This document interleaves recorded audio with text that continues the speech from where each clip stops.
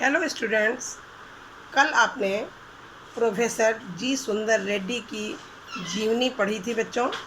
आज उनका लिखा हुआ भाषा और आधुनिकता लेसन का क्वेश्चन आंसर मैं आपको समझाऊंगी। आप ध्यान दीजिएगा।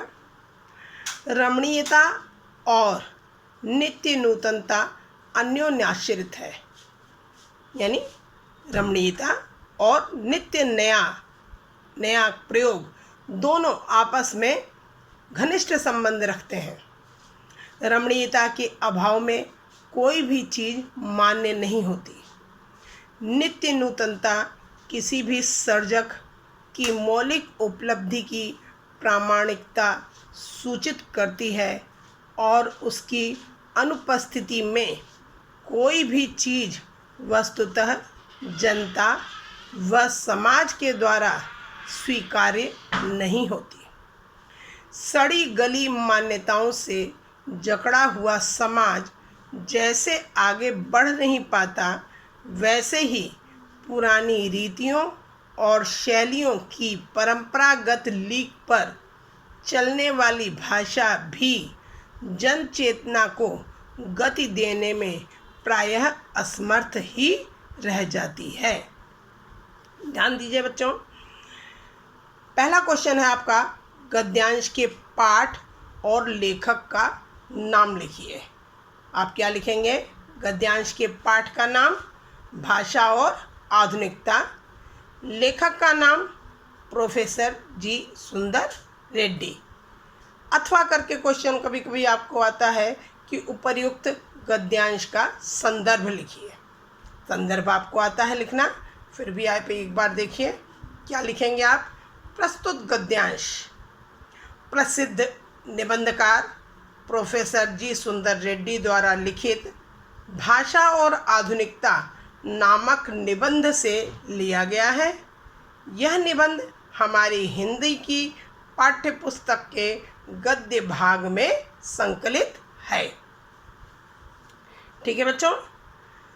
सेकंड क्वेश्चन है आपका, रेखांकित अंश की व्याख्या कीजिए।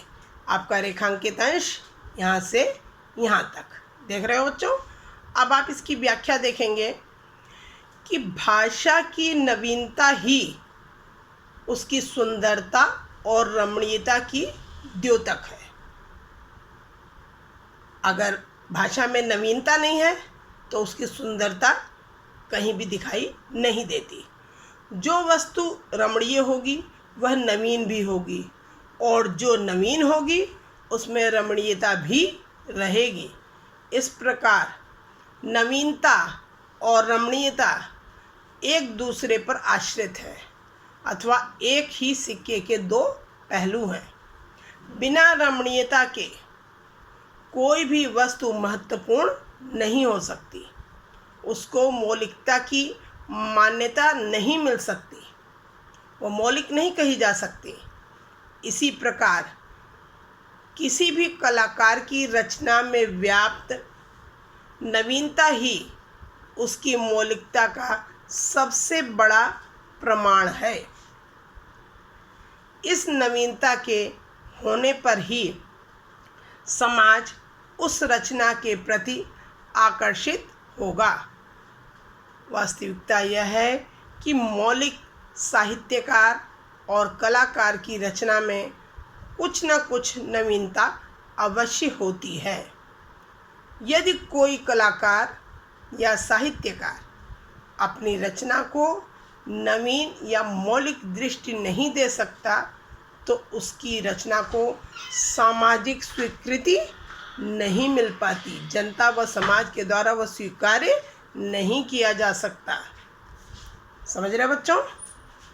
थर्ड क्वेश्चन है आपका, रमणीयता और नित्य नूतनता किस प्रकार अन्योन्याश्रित है, यानी कैसे एक दूसरे पर आश्रित है रमणीयता और नित्य नूतनता। भाषा और नवीनता ही उसकी सुंदरता और रमणीयता की द्योतक है। जो वस्तु रमणीय होगी वह नवीन भी होगी, उसमें नयापन भी होगा, उसमें रमणीयता भी रहेगी। इस प्रकार नवीनता और रमणीयता एक दूसरे पर आश्रित हैं। चौथा क्वेश्चन है आपका, प्रस्तुत गद्यांश के अनुसार नित्य नूतनता किसे सूचित करती है? प्रस्तुत गद्यांश के अनुसार नित्य नूतनता किसी भी रचनाकार की मौलिक उपलब्धि की प्रामाणिकता को सूचित करती है। इस प्रकार किसी मौलिक साहित्यकार की रचना में कुछ न कुछ नवीनता अवश्य होगी। पांचवा क्वेश्चन, लेखक के अनुसार भाषा किसका और कैसा माध्यम है? पुरानी रीतियों, परंपराओं और शैलियों से जकड़ी हुई भाषा समाज में आदर प्राप्त नहीं कर सकती, क्योंकि वह युग के अनुरूप जन चेतना उत्पन्न करने में असमर्थ होती है। उससे जन चेतना किसी भी प्रकार नहीं लाई जा सकती। ठीक है बच्चों, आपको समझ में आया? एक पैराग्राफ हम और पढ़ेंगे, उससे आप अच्छी प्रकार से समझिएगा। देखिए ध्यान से। विज्ञान की प्रगति के कारण नई चीज़ों का निरंतर आविष्कार होता रहता है। जब कभी नया आविष्कार होता है, उसे एक नई संज्ञा दी जाती है। जिस देश में उसकी सृष्टि की जाती है, वह देश उस आविष्कार के नामकरण के लिए नया शब्द बनाता है। वह अपना ही नया शब्द बनाता है। जिस देश में उसकी सृष्टि होती है, संरचना होती है, वही शब्द प्रायः अन्य देशों में बिना परिवर्तन के वैसे ही प्रयुक्त किया जाता है। यदि हर देश उस चीज़ के लिए अपना अपना अलग नाम देता रहेगा, तो उस चीज़ को समझने में ही दिक्कत होगी। जैसे रेडियो, टेलीविज़न, स्पुतनिक, यानी इनको हम इसी रूप में स्वीकार करते हैं। इसीलिए हमारी भाषा, हिंदी भाषा, आधुनिक मानी जाती है। अब क्वेश्चन पर ध्यान दीजिएगा। गद्यांश के पाठ और लेखक का नाम लिखिए। आपने ऊपर भी पहले पैराग्राफ में भी लिखा है, पढ़ा है। गद्यांश के पाठ का नाम भाषा और आधुनिकता, और लेखक का नाम प्रोफेसर जी सुंदर रेड्डी। अथवा उपर्युक्त गद्यांश का संदर्भ लिखिए। संदर्भ बच्चों ऊपर मैंने बताया था, आप इसको लिखेंगे। सेकंड क्वेश्चन है आपका, रेखांकित अंश की व्याख्या कीजिए।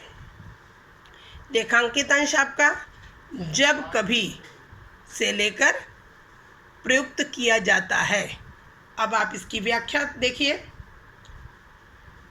आज प्रत्येक देश में विज्ञान के क्षेत्र में विभिन्न आविष्कार हो रहे हैं और उन्हें नए नए नाम दिए जा रहे हैं।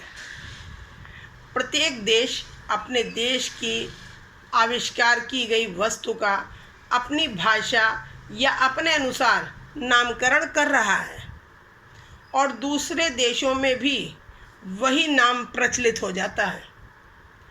इस प्रकार के प्रचलित नामों को समझने या उन नामों से भी किसी वस्तु विशेष का बोध होने में भी कोई कठिनाई नहीं होती। जैसे रेडियो, टेलीविज़न, स्पुतनिक आदि शब्द। यदि प्रत्येक देश इन वस्तुओं का नामकरण अपने अनुसार करने लगेगा, तो इसे समझने में अनेक प्रकार की कठिनाइयाँ उत्पन्न हो जाएंगी। उस चीज़ का कहीं भी अस्तित्व नहीं रह जाएगा। ठीक है बच्चों। तीसरा क्वेश्चन है, निरंतर आविष्कार किसके कारण होता रहता है? विज्ञान की प्रगति के कारण नवीन वस्तुओं का निरंतर आविष्कार होता रहता है। चौथा है, कोई शब्द प्रायः अन्य देशों में बिना परिवर्तन के ही क्यों प्रयुक्त किया जाता है? कोई शब्द प्रायः अन्य देशों में बिना परिवर्तन के ही इसलिए प्रयुक्त किया जाता है क्योंकि यदि कोई विदेशी शब्द अपना भाव प्रेषित करने के लिए उसमें अगर वो सक्षम है तो उसमें परिवर्तन करने का प्रयास करना उचित नहीं है। अगर हम उसमें परिवर्तन करने का प्रयास करेंगे तो उस शब्द का अस्तित्व समाप्त हो जाएगा। 5वां है, उपर्युक्त गद्यांश में किसकी नवीनता के संदर्भ में विचार व्यक्त किए गए हैं। किसी चीज को समझने में दिक्कत तब होगी जब प्रत्येक देश उन वस्तुओं का नामकरण अपने अनुसार करने लगेगा। उदाहरण के लिए रेडियो, टेलीविज़न आदि ऐसे शब्द हैं जिनका प्रयोग सभी देशों में इसी नाम से किया जाता है, वो अलग अलग नहीं बोले जाते। यदि प्रत्येक देश इसके अलग अलग नाम रख देगा तब सभी देशों के लोगों को अनेक कठिनाइयों का सामना करना पड़ेगा। आपको उम्मीद है अच्छी तरह समझ में आया होगा बच्चों। अगर आपको ना समझ में आया हो तो आप मुझसे किसी भी समय पूछ सकते हैं।